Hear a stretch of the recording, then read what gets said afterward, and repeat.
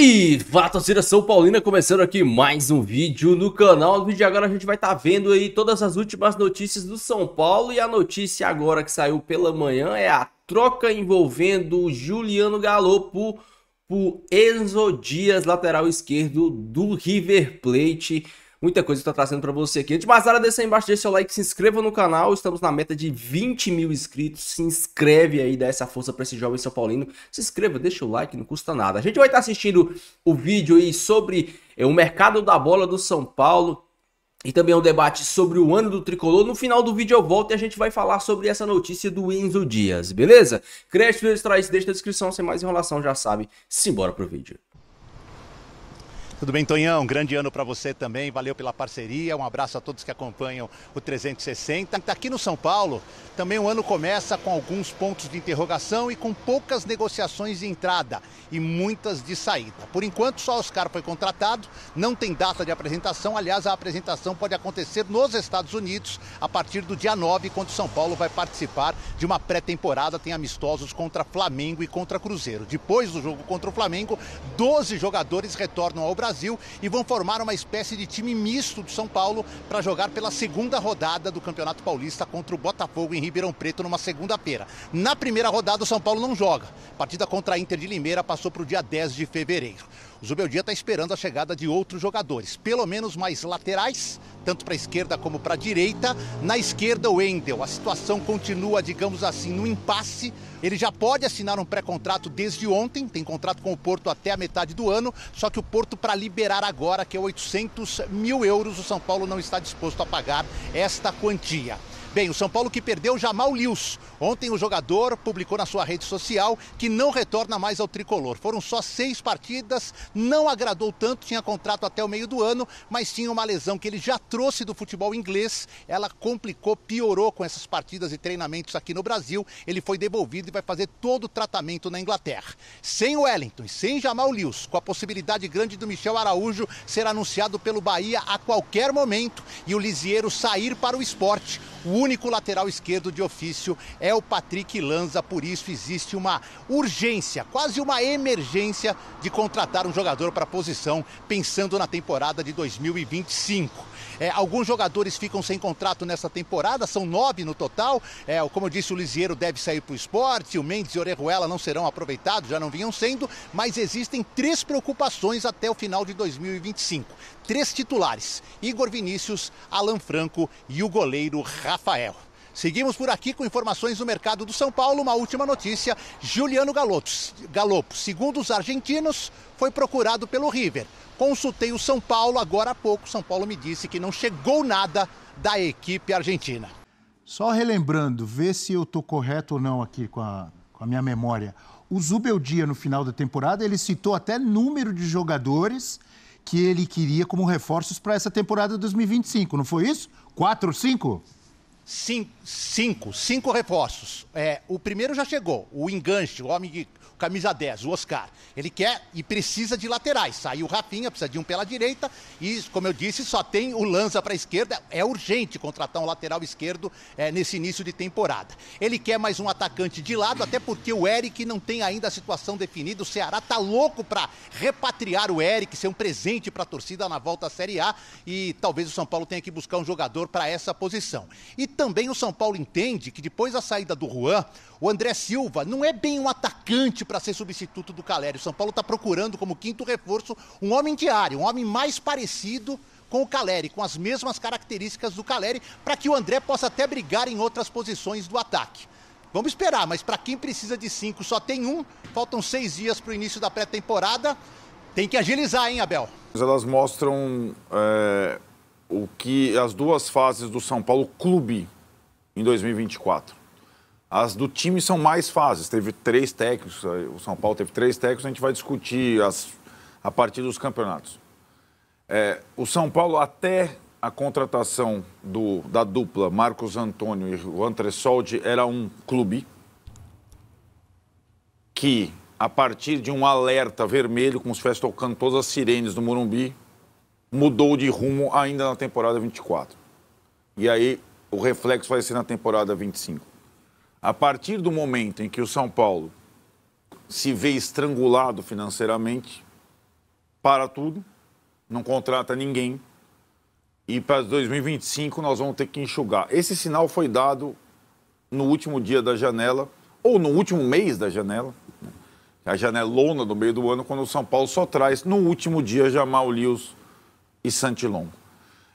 Eu acho o índice de acerto em contratação bem considerável e que poderia ser melhor se o São Paulo tivesse a mesma margem para contratar que teve até então, até o início dessa temporada.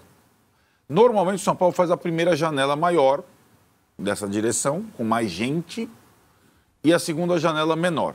Então, se a gente comparar a segunda janela de 23, foi com Lucas e Rames Rodrigues. A segunda janela fechou no fechamento da janela com Lucas e Rames Rodrigues. De 2024, ela fechou com Jamal Lewis e Santilongo, que mostram essas contratações, essas distinções que o São Paulo teve ligado uma luz vermelha de prejuízo para mudar. E o que a gente está discutindo no final do ano, as perspectivas para 25, vamos falar um pouco disso, já tinha sido dado o sinal em setembro, quando fecha a janela com essa dupla de contratações modestas, enquanto outros times se reinventavam e iam para as conquistas ou para outros objetivos. Né? O Corinthians do segundo semestre, o Cruzeiro do segundo semestre, o Botafogo do segundo semestre. O São Paulo foi o 13º na janela no meio do ano, né, em investimento, que mostra uma mudança do clube em relação à política de contratações e tudo mais. Uma dúvida só que eu tenho. Você acha que os nomes ficaram no laptop por essa situação financeira? Eles estavam ali até bons nomes como os primeiros?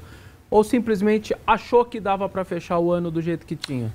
Não exatamente, Vetsoni, porque as duas posições das contratações finais eram as mais carentes. E o São Paulo tinha outros nomes. Vamos combinar, era para ser Alexandro. E o Alexandro foi para o Flamengo, porque o Flamengo ofereceu muito mais que o São Paulo. Foi Jamal Lewis. Era para ser outro volante qualquer de maior, e só foi Santilongo porque não tinha mais grana para contratar. O presidente falou, isso não foi público, mas a torneira fechou já em setembro. E aí acho que o São Paulo ficou numa situação de... Vamos lembrar, eu só comparei com a janela de 23, porque foi com a janela do Lucas que o São Paulo foi campeão da Copa do Brasil, né? Foi uma janela para ganhar campeonato. Essa foi uma janela de manutenção e foi o que acabou acontecendo, né? Com esse grupo, o São Paulo ficou ali na mesma posição do brasileiro, mas ele não teve, acho que, condição técnica de avançar em termos de elenco. Não foram tantos jogadores na janela, né, Massa? E a gente vai começar a falar dos campeonatos em si, mas alguns acertos e tudo mais. Cara, assim, acho que a situação foi bem colocada pelo Arnaldo, né? Mas tem muito mais acerto que erro aí, cara. Acho que foi uma boa gestão do futebol do São Paulo dentro do momento, né? Dentro do quadro que é o do São Paulo. E, cara, é assim, não dá para você chegar aí no segundo semestre e contratar tirar o De Bruyne do City, ou qualquer outro jogador. Porque o São Paulo está asfixiado, né? O São Paulo está asfixiado, pagando muitos juros, muito para trásmente, muita dívida. E aí uma hora você tem que estancar isso, uma hora você tem que parar e fazer o trabalho. Eu destaco a qualidade do trabalho do técnico, né? Que achou soluções para o time. Tem um reforço que não está aí, mas é o Lisiero, por exemplo, que não é reforço, claro, pertencia ao São Paulo, mas estava ali empoeirado, né? A quantidade de jogadores que o Zubeldia tirou a poeira e fez o time render, esse sexto lugar é excelente, cara, diante da competitividade do futebol brasileiro. O Palmeiras, só como efeito de comparação, colocou 50 milhões no Maurício, 40 no Giai e mais uma grana no Felipe Anderson, que sem direitos federativos, né? Colocou 90 milhões e não conseguiu ganhar o brasileiro. Entendeu? Então, é um nível de competitividade, de investimento muito alto, né? É muita coisa, sabe? Então acho que o São Paulo fez o que está dentro. Agora, isso é uma coisa que nós falamos aqui. O torcedor, ele carrega o São Paulo, né? Ele tem carregado o São Paulo. E o torcedor, ele não na hora que ele vê a gente falar sobre isso, quais são os comentários? Vocês são os pais dos bagres, vocês ficam protegendo esses jogadores não têm condição de jogar no São Paulo. Cara, aquele São Paulo protagonista, competitivo, que estava à frente do mercado, esse São Paulo não existe mais. Ele precisa ser reconstruído. E nesta reconstrução, este campeonato, este ano de 2024, fora a vergonha do Campeonato Paulista, porque ali é obrigação você chegar entre os 4, foi bom, cara. Foi bom. O São Paulo, a gente vai falar das competições mais para frente, mas dentro desta perspectiva toda, porque para mim, talvez, não sei para vocês, seria muito mais fácil, né? Gritar, berrar, o Massa dar um twist carpado aqui no chão, cai o prédio do Band Esportes, seria mais fácil. Vocês iam gostar, vocês iam repercutir, ia ter meme, ia ter, né? Nossa, uma alegria, né? Gritar, diretoria incompetente. Analisar os erros dentro deste quadro que é mais legal para nós, para mim, por exemplo. É muito legal você conseguir fazer análise dentro do quadro do clube, cara. Dentro do quadro do clube. O clube vive este momento, né? Tá buscando, tá tentando olhar para ser diferente. Porque ele também percebeu que, cara, é muito difícil competir com tanta coisa que acontece. Como você compete com um patrocinador que paga 4 milhões por mês para o Memphis? Como você faz? Né? Como você compete? Como competir, por exemplo, com o Corinthians? É muito difícil. Né? O Corinthians não está nesse olhar. O Corinthians está em outro olhar. Logo, logo vai chegar o olhar dele também. Não adianta, não tem milagre, não tem segredo. Então, acho que o ano, cara, é um bom ano. Muito bem, então vamos começar a passar. Pois é, meus amigos são paulinos, notícia quentinha. Aí a gente sabe que o River Plate tem o interesse na contratação do Julián Galopo, né? Um cara que não conseguiu se firmar no time do São Paulo, porém o River não tem a plata para contratar o Galopo. Então o River está tentando fazer com o São Paulo o que o São Paulo está tentando fazer com o Porto. E isso pode ser interessante para ambas as partes. Por quê?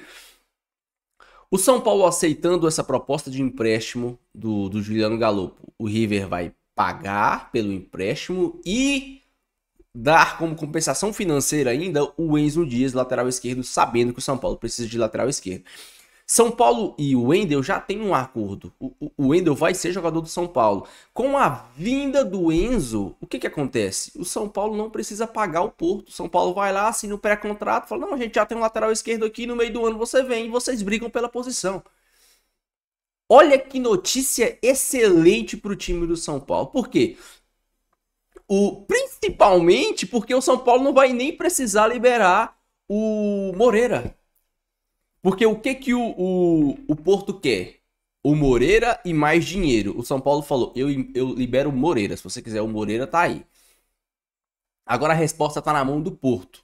O Porto vai ver que o São Paulo vai contratar o lateral esquerdo, vai ficar sem o Wendel, sem o Moreira e sem o dinheiro. Olha que beleza, que bom negócio. Os portugueses são incríveis para fazer negócio. Então, é uma excelente notícia. Ao que tudo indica, essa negociação depende mais do Galopo do que do São Paulo. O São Paulo já deu aval, a diretoria falar, o São Paulo não chegou nada. Conversa, isso aí já tá entre staff do River Plate e São Paulo. O São Paulo já disse que negocia, que se quiser ir, só que depende do atleta, depende do Galopo. Se o Galopo achar que ele vai receber mais oportunidades, vai ter mais minutos de jogo, vai jogar mais, e o salário do River Plate for algo pelo menos parecido com o que se paga aqui no Brasil, o Galopo vai, e sinceramente é uma ótima notícia. Porque vem um lateral esquerdo de um bom nível, né? Melhor que o Wellington e melhor que o Patrick, que é um menino que ainda não conseguiu se firmar no time do São Paulo.